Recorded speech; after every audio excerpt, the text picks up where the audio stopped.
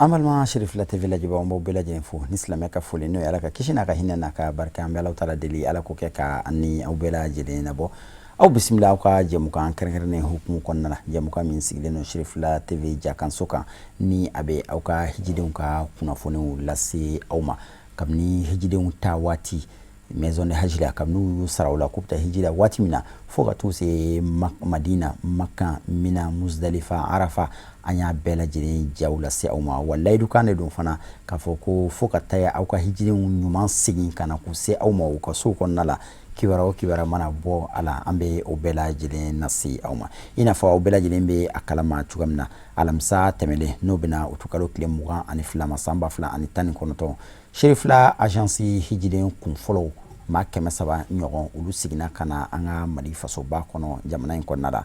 u sigine kana jumadon bankɔni misiriba la n'o ye Janginɛbugu Sherif la misiriba ye an karamɔgɔ Seyid Sherif Usman Madan Haidara a ye hijiden ma kɛmɛ saba minnu nana ma kun fɔlɔ minnu nana a ye olu bisimila misiriba in kɔnɔ hijiden y'u ka nisɔndiya yira a dɔ kɛnɛ kan an ka ciden an karamɔgɔ Musa Fuma tun bɛ kɛnɛ kan a ye min sɔrɔ an ka jan wula ye ɲɔgɔn fɛ Mali Silamadinɛ ɲɛmaw ka fara ɲɔgɔn kan jɛkuluba groupement des leaders spirituels musulmans du Mali ma ɲɛma Mali Silamatɔnw ka fara ɲɔgɔn kan jɛkuluba Haut Conseil islamique du Mali ma ɲɛma Silamɛya dɛmɛtɔ Ansaru ɲɛjɔyɔrɔ a Seyida Sherif Usman Madana Haidara laada don Sherif la voyage taama don ma na bɔ Silamɛya jɔsen duurunan baara timɛyɔrɔ la Maka ni Madina ka don Mali jamana kɔnɔ a b'u bisimila janko k'u ka laɲiniw dɔn baara kɛra kɛcogow minnu na nimisiwasaw minnu sɔrɔl'u fɛ ni gwɛlɛya yɛrɛ kɛra sɔrɔfɛn ye u fɛ o fɛnɛ ka lase a ma kɛnɛ de sigira senga bangoni Janginɛbugu la ka bɛn ni juma uti kalo tile 23 ye Sherifila misiriba kɔnɔ nisɔndiya ani ɲaɲaniw kunbɛ hijidenw ni bani ni ɲɔgɔn cɛ hijidenw labana ka bonyamasegin kɛ ka ɲɛsin Zamzami Yuma ani agence de voyageurs Sherifila baarakɛla bɛɛ lajɛlen ka sabu kɛ u ka wulikajɔ ni cɛsiri ni baara ɲɛdɔn ye o min y'u ka hiji nɔgɔya u bolo Saudiya jamana kɔnɔ Maka karamɔgɔ e sara tɛ anw bolo e sara bɛ Ala de bolo bɛɛ tɛ se ka foyi si kelen fɔ kelen nin ka karamɔgɔ ye fo Ala k'a sara kɔ bon hejidenw ye mankutu kɛ ka ban ne bɛ heji agence kɛ n yɛrɛ ta de donc o mankutu o bɛ hejidenw yɛrɛ bolo an bɛ dugawu de kɛ olu minnu sera ka da anw na k'u ka nafolo d'anw ma ko ka taga heji la an b'olu fo o tuma an b'i fɔ Haidara Ala k'a k'i ma sini kɛnɛ ye an ma sɛgɛn an ma lajaba wallahi i ka cɛdenw ani musomanw u y'an ladon ladon ko ɲuman u y'an kɔlɔsi bɛɛ cogo tiɲɛ yɛrɛ la gido o ye baara min kɛ ni Ala tɛ o sarati o ye baara min kɛ o sarati mɔgɔ 500 kɔ n'i y'a fara ɲɔgɔn kan ko baara ka kɛ ni mɔgɔ damadamani ye tiɲɛ yɛrɛ la an nisɔndiyara o kɔrɔ ka foli d'u ma ka barika d'u ma ka tila ka foli di an ka karamɔgɔ ma n'o ye Seyid Sherif Usman Madan Haidara ye n'i y'a mɛn jɔnni kunnandi fɔ sababu ɲuman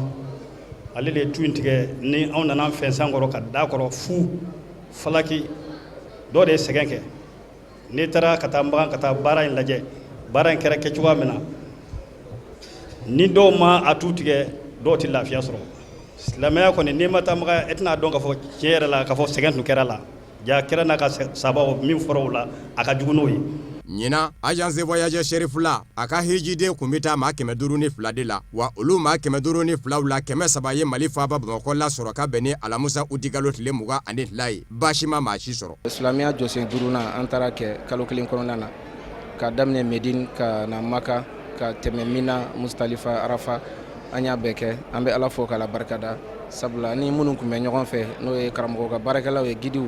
yɔrɔ tɛ an sen ma jɔ yɔrɔ min yɔrɔ ni sen kan ka jɔ yen ka kira nɔ ye an y'a bɛɛ kɛ an b'u fo ka timinadiya la k'u fo ka wuli ka jɔ la vraiment dante an ka nisɔndiya la Ala tilala ka baara bɛɛ lajɛlen nɔgɔya an ma an tɛnɛmusow bɛ an fɛ yan nɔ u bɛ se ka a seereya vraiment hiji in tɛmɛna hɛrɛ ni baden na wa fɛnɛ u y'u seko k'a la ne yɛrɛ kun t'a dɔn k'u bɛ se ka min k'a la u ye nin bɛɛ lajɛlen kɛ a la misirila taga o alikaba tagali o visite o a bɛɛ lajɛlen o y'a bɛɛ lajɛlen kɛ comme il le faut. Parce que antara herela mɔgɔ ci se ma kari mɔgɔ bolo ma kari ala sɔnna fana 500 ani kɔ cɛkɔrɔba musokɔrɔba banabaatɔ b'o la mɔgɔ si fana tɛ yen ala ye min ka kalifa minɛ a la an taara ni mɔgɔ ye cogo min na an jigira n'o ye donc an b'a dɔn k'a fɔ ala Serifukɛ y'an kalifa ala min ma ala ye o jaabi donc an b'a ɲini ala fɛ yarabi ala ka san caman d'an ma an karamɔgɔ n'o Serifukɛ yarabi ala k'a mɛn an bolo. Yani kɛnɛ ka kunjɛ a Seyida Sherif Usman Madana Haidara wale ɲuman dɔn kɛ ka ɲɛsin hejidenw bila sirabaw ma u ka cɛsiri la Saudiya jamana kɔnɔ k'a daminɛ Madina ka taa se Maka mɔ a labanna ka jira fana k'a fɔ maanifin baara tɛ dafa yɔrɔw minnu kɛra degun misɛnninw ye fɛɛrɛ bɛɛ lajɛlen natigɛ min bɛ se k'a to o degun fana bɛ wuli baara sɔrɔla ka kunjɛ ni dugawu don ye hejidenw ye ani bilasiralikanw Mali silamatɔnw ka fara ɲɔgɔn kan jɛkuluba Haut Conseil islamique du Mali ma ɲɛma Mali silama diinɛ ɲɛmɔgɔw ka fara ɲɔgɔn kan jɛkuluba groupement des leaders spirituels musulmans du Mali ma ɲɛma silamɛya dɛmɛtɔ Ansaru ɲɛjɔyɔrɔ a Seyida Sherif Usman Madana Haidara fɛ. duwawu minnu kɛra kɛnɛ kan an bɛ Alahu taala deli ala ka duwawu ninnu jaabi alhamdulillah ni ala tanu de hijidenw ɲuman taara o ɲuman sigina wa u bɛɛ lajɛlen ye u ka nisɔndiya yira o bɛɛ ye ala tanu de hali bi a kɛnɛ in kɔnɔna la an karamɔgɔ Seyida Sherif Usman Madana Haidara a yɛrɛ ye dakuruɲɛ 2 de a ka dakuruɲɛ 2 in kɔnɔna la a y'a yira k'a fɔ ko hadamaden baara ma dafa ni gɛlɛyaw bɛ yen nɔ minnu sɔrɔla baara ninnu kɔnɔna la ko ka kɛ gafew ye k'a ci ka na ale yɛrɛ ma ni u bɛ se ka wulikajɔ min kɛ a la san nataw la walasa minnu bɛ taa olu bɛ se ka lafiya o kana taa bi o gɛlɛya ninnu kɔnɔna la an karamɔgɔ Seyida Sherif Usman Madana Haidara a ye min sɔrɔ k'a fɔ kɛnɛ kɔnɔ an ka jan ko lamɛn. Mais an b'a ɲini bɛɛ fɛ cɛ ni muso bɛɛ n'aw segira aw sigiyɔrɔw la a ye fili minnu ye a ye dekun minnu ye a y'a kɛ lɛtiri ye a k'a ci Haidara ma an ye ninnu ta ka bila aw ɲɛ de a ka lafiya lafiya min ko don a ka hiji kɛcogo de don n'o tɛ maganta ti weekend kɛ ye maganta tɛ reposeli ye n'i bɔra i ka so n y'a fɔ ye kabini aw ma taa yan ani minnu sigira n y'a f'u bɛɛ ye sɛgɛn de don ɲani de don musala hatala bɛɛ bɛ taa o de kan n'i da kun ye ala ko ye silamɛya de don fo an ka tiɲɛ fana fɔ ɲɔgɔn ye n bɛ taa n da kan lafiya o yɔrɔ tɛ magan hiji ye hiji ye ɲani de i mana kɛ maa o maa ye diɲɛ na n'i taara ala kama i bɛ sɛgɛn mais n b'a ɲini aw fɛ fɛn dɔw bɛ se ka sɔrɔ yen défaut de don mais dɔw tɛ se k'a fɔ kɛnɛ kan mais mɔgɔ tɔw lafiyali kama siɲɛ wɛrɛ an b'a ɲini u ka lɛtiri ci an ma an b'a bɛɛ tɔmɔ kelen kelen k'a dilan a bɛ ɲɛ cogo min na ni ala sɔnna an y'a dabɔ ala in de kama n'an ka lahara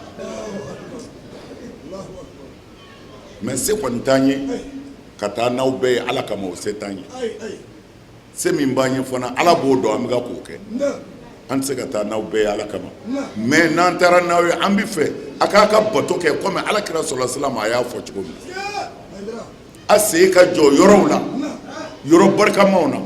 k'a yɛrɛ fo a k'an ka ala sɛbɛkɔrɔ fo mɔgɔ caman sara aw ɲɛ ala ma hiji nɔgɔya ye mais n'i y'a ye ala y'aw kɛrɛnkɛrɛn k'a nɔgɔya aw ye a nɔgɔyara ye sira o sira fɛ ala mago bɛ fɛn dɔ la aw o la hiji tɛ dama n dara magan ye dɛ la hiji kun ye ala ka yafa i ma i k'i dayɔrɔ nɛɛmalen sɔrɔ kaburu kɔnɔ alors ni o don o kumana hiji t'a bannen hiji y'a daminɛnen de mana n'ala sɔnna e ka t'i jɔ kira jɔyɔrɔ la ani kira dayɔrɔ la k'i sen tɔgɔma kira tɔgɔma nɔ na ka ala bato o sira kan ni nafolo in bɛɛ bɔlen kɔ e ka kan k'i jija sa sɛtanɛ kana s'i la kumana a ka yafa ɲɔgɔn ma fili minnu fɔra jambi t'u la se bɛ fili o fili la ni ala sɔnna hijidenw lafiya kama an bɛna kɛ nka o t'a bali a ka lɛtiriw ci an ma min ma se k'a ta fɔ yan o ka an dɛmɛ pour que dɔ wɛrɛ ka ɲɛ an bolo ala k'a n'aw dɛmɛ ala ka hɛrɛ k'a n'aw ye ala k'a n'aw wasa ala k'a n'aw sutura ala ka bɛɛ ɲuman si ka so ala kira yɛrɛ bonya kama sɔli ala rasul sɔli ala rasuli an karamɔgɔ ala ka duwawu ninnu bɛɛ lajɛlen jaabi an karamɔgɔ Seyida Sherif Usman Madana Haidara hiji a ma tulonkɛ ala a ma tulonkɛ hijidenw na wa agence in fana a ye a fɔ cogo min na a dabɔra de walasa hijidenw bɛ se ka u ka hiji kɛ lafiya kɔnɔna la ala kira ka dunanbaw minnu tun bɛ kira ka dunya la ala ka dunya la kira ka dunya la u ɲuman selen an karamɔgɔ kelen kɔfɛ k'u bisimila a ma dan n'u ye Bamakɔ yan nɔ ale yɛrɛ ni a ka denbaya wulila ka da hijiden ninnu bɛɛ lajɛlen kan ka t'u bila fo u sigiɲɔgɔn la Sikaso Kucala ani Kajolo an bɛ dugawu kɛ ala ka sigi n'u ɲuman ye don n'a nataw la o jaw fana aw bɛn'o sɔrɔ aw ka jɛmukan in hukumu kɔnɔna la an ka jamakulu fɔlɔ nalen kɔfɛ olu seginnen f'olu selen u seyɔrɔ la jamakulu filanan fana bɛ labɛn na olu fana bɛ sira la nalen o labɛn hukumu kɔnɔna la an ka gidi Yahya Yuba ale ye ɲɛfɔli k'an ye ni ale ye dɔɔni Burkina Lagare ale ye ɲɛfɔli kɛ an ye u ka nali cogoya la an ka ale fana lamɛn. Alhamdulillah an bɛ ala fo ka ala barikada ni ka ala wale ɲuman dɔn k'an ka sababu ɲuman fɔ an karamɔgɔ Seydou Sherifson Amadou Aidara agence sirifila gide Alhaji Tilmi Yahya Saïd Yuba ni bɛɛ b'a wele ko Burkina Lagare ne dara an ka groupe deuxième de kan ka bɔ Mali la ka na yan an nana yan le 22 bi le kɛra anw ka dateli segili an bɛ taa Jida ni ala sɔnna le 26 an bɛ wuli aéroport la Jida an ni agence sirifila groupe filanan an mɔgɔ 80 ani mɔgɔ 9 ni ala sɔnna anw de ka ɲi ka an ɲɛsin Mali ma sisan ni ala ka diɲɛ an ka groupe sabanan tɔw bɛ kɛ kɔfɛ sisan mɔgɔ 100 ani dɔɔni o voyage sira lo an ka ɲi o de minɛ sisan ka an ɲɛsin Bamako ma ka dugawu kɛ bɛɛ ye ka dugawu ɲini bɛɛ fɛ an ka mɔgɔ fɔlɔ minnu ɲuman donna ka ɲini ala fɛ ala k'an yɛrɛ ɲuman don ka t'o ɲuman sɔrɔ alhamdulillah mɔgɔ 80 ani mɔgɔ 9 bɛɛ dafalen don an bolo bi ni ala sɔnna ka bɔ n'u ye ka a ye tɔɔrɔ tɛ maa si kan an kɔni cɛman inshallah an bɛɛ kɛnɛya dafalen don 100% komi an bɛɛ mago b'a la cogo min an bɛɛ ɲɛsin bɛ Mali ma sisan ni ala ka diɲɛ ye an bɛ dugawu kɛ bɛɛ ye ka dugawu ɲini bɛɛ fɛ ka an ɲuman bɔ yan ka an ɲuman don Jida ka an ɲuman bɔ Jida aéroport la ka an ɲuman don Bamakɔ ka taa an karamɔgɔ Seydou Sherifson Amadou Aidara ɲuman sɔrɔ k'a ɲini ala fɛ Mali ala ka basigi an ka jamanaw ala ka hɛrɛ kɛ u ye ala k'an yɛrɛw ɲuman don ka taa denbaya bɛɛ ɲuman sɔrɔ an sigiyɔrɔw la ka dugawu kɛ kɛrɛnkɛrɛnnenya la toujours n bɛ dugawu kɛ cameraman yɛrɛ vraiment i ni cɛsiri i ni timinanja ka ɲini ala fɛ ala k'i yɛrɛ bolo mɛn i ka baara la i mago bɛ an karamɔgɔ Aidara dusu sumali la cogo min ani an bɛɛ mago b'a dusu sumali la cogo min a bɛ kɛ ni kɛnɛya ni se ni limaniya ni courage min ala k'a di an bɛɛ ma k'an ka directeur fo n'o ye Ali Sidibe ani a baarakɛ ɲɔgɔn bɛɛ lajɛlen gidi tɔ bɛɛ lajɛlen ka yafaw ɲini bɛɛ fɛ wa an yɛrɛ yafara bɛɛ ma wassalamu alaikum warahmatullahi wabarakatuh. ala ka yafa an bɛɛ lajɛlen ma wa alaikum assalam wa rahmatullahi ta'ala wa barakatuhu hali bi segini cogoyaw la ka da kan i n'a fɔ bɛɛ lajɛlen b'a kalama hiji baaraw banna ni hiji baaraw banna hijidenw hakili bɛ min na o ye bɛɛ lajɛlen ka segin i ka so ka t'i ka denbaya sɔrɔ hɛrɛ la o segini labɛn hukumu kɔnɔna la hali bi an ka agence ɲɛmaaba n'o ye Alhaji Ali Sidibe ale ye ɲɛfɔli kɛ an ye segini cogoyaw la ani ka tila ka ladilikan di hijidenw ma ka tila ka hakili sigi kuma fɔ hijiden somɔgɔw bɛɛ lajɛlen k'a fɔ ko Mali hijidenw bɛɛ lajɛlen bɛ hɛrɛ la Alhaji Ali Sidibe agence de voyage Sherifila ɲɛmaaba an ka jɛ an ale fana lamɛn. Halisa aw ni agence Sherifila don komi an y'a fɔ aw ye cogo min na a ye taama ninnu bɛɛ lajɛlen lajɛ k'a nɔfɛtugu an nɔfɛ ka bɔ depuis taamaden wuli don na ka bɔ Bamako ka na Médine Maka ka taa hijikɛyɔrɔ yɛrɛ la n'o ye min na Arafa Muzdalifa ka tila ka segin ka na sisan kɔni k'an kun da Maliba kan o baara ninnu de bɛ sen na an bɛ dugawu kɛ taamadenw ala ka o bɛɛ ɲuman se komi an y'a fɔ a ye cogo min na agence Sherifila ni o promoteur ye a Seydou Sherif Ousmane Madani Haidara ye donc an ka départ daminɛna convoi fɔlɔ o taara ni 300 personnes bon an bɛ bi min fana na le 26 convoi filanan o fana bɛ ka taa ni ala sɔnna a ma bon bi car fila bɛ ka taa avec 89 personnes ni ala sɔnna a ma o de bɛna wuli bi ka taa ni ala sɔnna a ma inshallah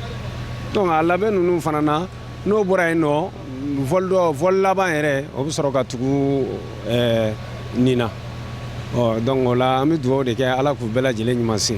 bon toujours an ye min fɔ an bɛ segin o kelen de kan n'o o ye bololaminɛnko in ye bololaminɛnko ye jidenw ka sabali u ka a labato kosɛbɛ barisa a labatoli nafaba yɛrɛ fɔlɔfɔlɔ ye olu yɛrɛ de ye barisa n'a fɔra i ka minɛn ta k'a bila i ka fɛn ta k'a bila i ka saki kɔnɔna na i selen aéroport la k'a minɛna k'a ma taa bon a ma nɔgɔn dɔɔni wa caman bɛ yen komi anw yɛrɛ gidiw bɛ da an ka taamadenw kan ka taa n'u ye aéroport la n'o tɛ n'a kɛra ko a bɛ taa aéroport la ko mɔgɔ t'aw kan minɛn bɛ lasegin de segin a tɛ se ka na magan bilen quoi donc o bɛ kɛ minɛn ye minɛn min bɛ taa bila aéroport minɛn tunne yɔrɔ la a dɔw bɛ se ka san caman de kɛ yen nɔ n'i taara minɛn bila yɔrɔ la i b'a sɔrɔ a falenba don a tɛ sɔrɔ foyi la ni nin tɛ mais yan'a ka s'o ma lamɛnni kɛ bon seginni na mɔgɔw ma mɛn anw ka sira kan barisa mɔgɔw nana cogo min na u b'u ka segin ten tɔ de komi hiji yɛrɛ ye baara dɔ de ye depuis a bɛ Mali la n'i ye hijiden ɲininka ko hali n'a fɔra k'a ka kalo 2 kɛ Makan yan wala kalo 3 u bɛɛ b'a fɔ hɔn an jɛna n'a ye oui an yɛrɛ b'a faamu mais ni mɔgɔw nana ko bato banna k'aw jiginna ka bɔ Mina kana kaba ko hiji banna dɔrɔn hijiden n'i ye se k'a ye o don su yɛrɛ bɛɛ ale k'a ka minɛn siri a ka taa Mali la a ɲɛ bɛ fɛn fɛn la o ye an ka taa Mali la de mais fo mɔgɔw k'a dɔn seginni na sariya dɔw de bɛ yan fana bolo avion yɛrɛ ka seginni anw bɛna avion minnu na n'an b'a fɔ olu ma vol charter barisa olu de bɛ se ka mɔgɔ caman doni o ta ye dɔrɔn i bɛ taa sɔrɔ avion yɛrɛ tɛ Bamako ni Magan cɛ mais ni hiji kuma sera a bɛ jɛ ɲini ka mɔgɔ ta ka bɔ Bamako ka n'a bila Magan a bɛ f'o ma ko vol charter ale bɛ mɔgɔ ta ka doni ka na ka mɔgɔ ta ka sigi ni a ye bon ni hiji yɛrɛ banna pour que jɛn ka di olu ma olu ka mɔgɔ ta ka taa ni a ye hiji bannen kɔrɔ kɔfɛ fo tile 3 tile 4 tile 5 kɔfɛ avion bɛ départu de daminɛ o de la i b'a ye k'a fɔ siɲɛ caman n'a sɔrɔla misali e bɔra Bamako octobre août le 15 bon n'a fɔra yɔrɔ o kalo kelen o kan ka bɛn sisan nɔ septembre o le 15 ma mais e ka hiji baara mana ban sisan nɔ i b'a ye avion yɛrɛ départ tɛ daminɛ fiyewu fo le 18 soit fo le 20 donc tu es obligé dasi i bɛ wajibiyalen don k'i sigi ka waati makɔnɔ n'o tɛ anw y'o de fɔ an ka taamadenw bɛɛ ye n'a sɔrɔla ka mɔgɔ ta i kɔ la ka taa ni a ye ko bɛ mɔgɔ se Mali la n'an bɔra Mina dɔrɔn an bɛ maa ta daminɛ an kɔ la ka t'u bila ka segin ka na n'a sɔrɔ ko mobili de bɛ se ka mɔgɔ ta ka taa n'a ye n'an bɔra dɔrɔn anw bɛ mobili kɛ k'u ta ka taa n'a ye mais an bɛ avion programme an b'o de makɔnɔ et puis f'u k'a dɔn olu ta joona ka di anw yɛrɛ ye kosɛbɛ barisa maa dama ni hijiden bɛ anw bɛ dépenses de kɛ toujours u ka dumuniko b'an kan toujours u ka jiko b'an kan toujours o ye dépenses de ye dépenses minnu n'i ye se k'anw ye mɔgɔw kana teliya yɛrɛ la u ka segin o de ka di anw ye mais vu vol charter yɛrɛ ka programme ni vol charter datiw la o de bɛ se ka kɛ sababu ye ka seginni yɛrɛ k'a lasumaya dɔɔni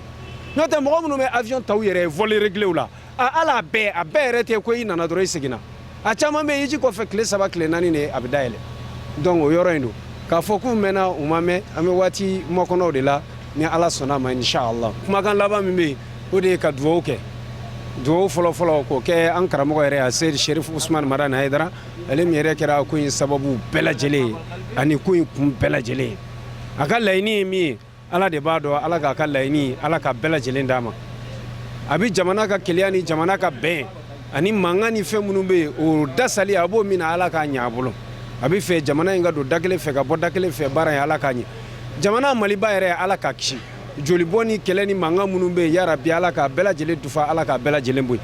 taamaden minnu nana fana Ala ka bɛɛ lajɛlen ɲuman sigi Serifula taamadenw dɔrɔn tɛ dɛ n'anw bɛ kuma bɛɛ anw y'o de fɔ n'anw nana dɔrɔn anw bɛ maliyɛnw de ye quoi anw bɛ maliyɛn hijiden de ye an k'a fɔ bɛɛ ye mɔgɔ bɛ Bamako n'i ka mɔgɔ bɛ Magan yan a bɛɛ bɛ hɛrɛ de la a bɛɛ dako ɲuman na a bɛɛ bɛ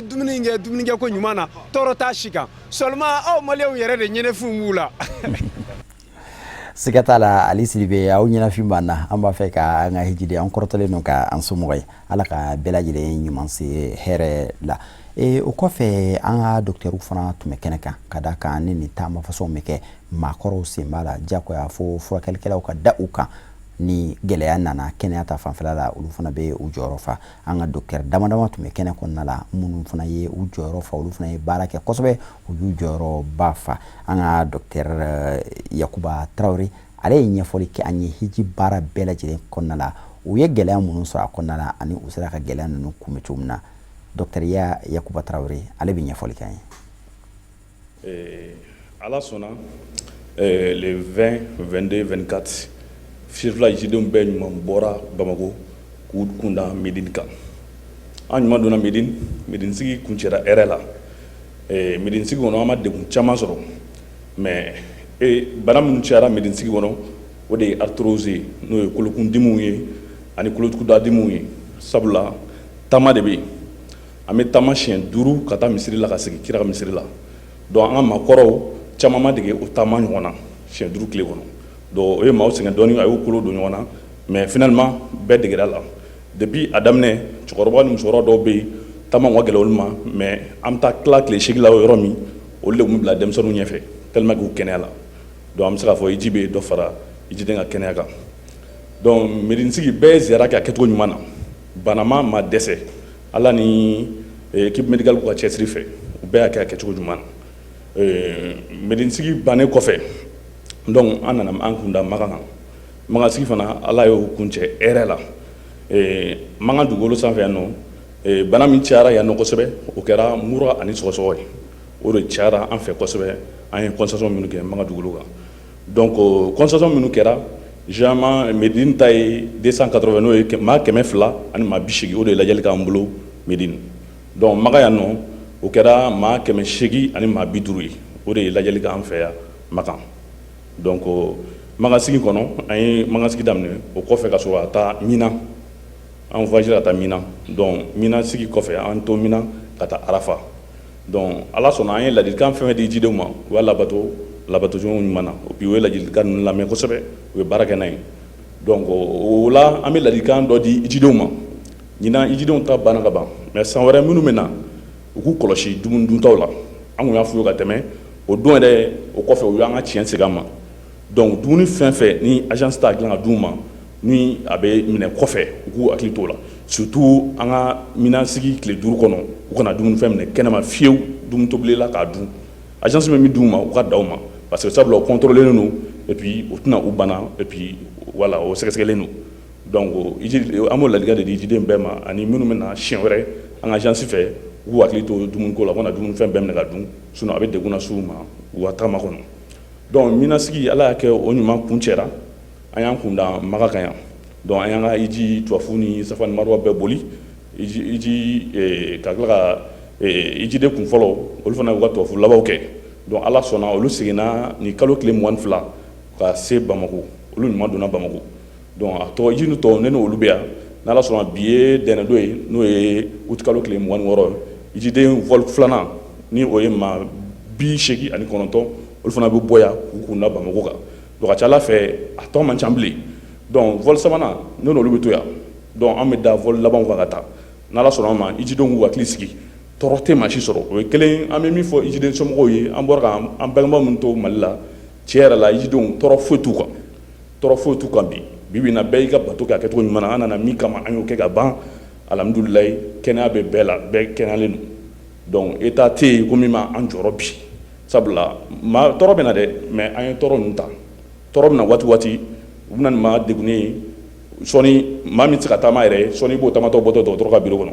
o yɛrɛ o ye ala tanu de ye donc tɔɔrɔ bɛ yen mais an nakun ka tɔɔrɔ ta ka bɔ adamadenw kan alhamdulilayi hijidenw kɔni bi bi in na u bɛɛ lafiyalen don k'u bɛ kɛnɛya la fana donc u bɛ ala fo ala barikada n'ala sɔnna somɔgɔw k'u hakili sigi sɔɔni an ɲuman bɛ don Bamako n'ala ka jɛ n bɛ foli di an ka ɲɛmaa ma n'o ye docteur Jara Musa ye n'ale ye dɔgɔtɔrɔso ɲɛmɔgɔba ye n'ale y'an ka ɲɛmaa ye an y'ale ka baarakɛlaw ye an b'a fo ka waleɲuman dɔn a ka da la a y'an bila baara min na ne ni n ka équipe an y'a kɛ a kɛcogo ɲuman na donc o kɔfɛ an bɛ foli di an ka seko yɛrɛ ma n'o ye Ased Sherif Usumani Madani Aidara an b'a fo ka waleɲuman dɔn an bɛ dugawu kɛ sida ni kɛnɛya ni lamɔ ɲuman ala m'o dɛ a n'a yɛrɛ denbaya ma ala ka hiji kɛ hiji minɛlen ala ka hijiden bɛɛ ɲuman segin ka t'u ka somɔgɔw sɔrɔ ɲuman na ala k'o kɛ kira bonya kama salala Muhamad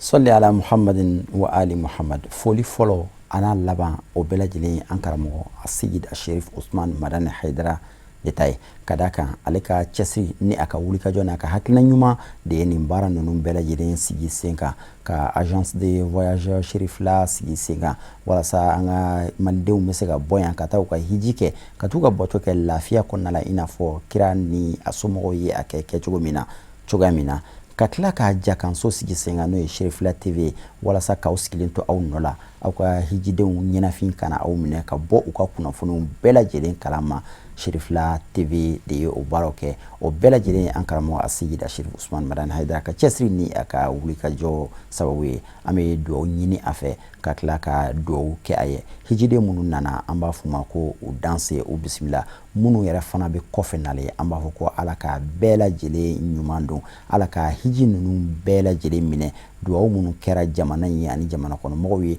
ala ka duwawu ninnu bɛɛ lajɛlen jaabi an karamɔgɔ Seyid Ashirif Usman Madani Haidara ala ka mɛn an kɔrɔ laɲini min bɛ ala jamana ye ani diɲɛ yɛrɛ ka lafiya ye an bɛ Alahu taala deli laɲini ninnu ala ka u sabati ka foli kɛ ka taa a yɛrɛ ka denbaya n'o ye a denw minnu tun dalen no hijidenw ka ɲina ka taa hiji baaraw kɛ Nana Khadija Haidara Banɛnɛ fo ka taa se makɔrɔba ani Seyida Nafisa Haidara ani u tɔw bɛɛ lajɛlen an bɛ u bɛɛ lajɛlen fo k'a f'u ye ko ala ka hiji ninnu kɛ hiji minɛlen an bɛ folikan kɛrɛnkɛrɛnnen kɛ ka taa an yɛrɛ ka teleso ɲɛmaaba ma n'o ye commission de gestion ɲɛmaaba n'o ye Elhaj Samba Kulibali a yɛrɛ ɲuman nana an bɛ a fo yan f'a ka denbaya la ka duwawu kɛ a ye hiji min kɛra ala ka hiji minɛ ka tila ka duwawu ɲini a fɛ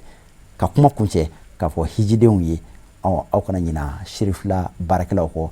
an ka kɔlɔsiw ani an ka zamzamu aw ka a sama an ma a bɛɛ kana di somɔgɔw ma an ka musokɔrɔbaw a bɛɛ kana di mɔdenw ma yan nɔ a bɛ Sherifla TV baarakɛlaw yɛrɛ fana bɛ yan aw kana n'u ka zamzamu n'u ka kɔlɔsiw ye ala ka aw sen bɛ sira kan ala kana nin kɛ hiji laban ye minnu fana bɛ nɔ ni olu ma a sɔrɔ ɲinan taw la ani san tɛmɛnenw na an bɛ Alahu taala deli ala kana hiji to maa si ma kunpa la ala ka hiji nɔgɔya silamɛ bɛɛ lajɛlen an tun ye min sɔrɔ k'a lase aw ma bi aw ka hiji kunnafoni n'o ye spécial haji ye o tun ye nin an bɛ aw fo k'aw wale ɲuman dɔn aw ka filɛliko ɲuman na ala ka jɛmukan nataw fana yira ani aw bɛɛ lajɛlen na wassalamu alaikum warahmatullahi ta'ala wa barakatuhu لبيك اللهم لبيك لبيك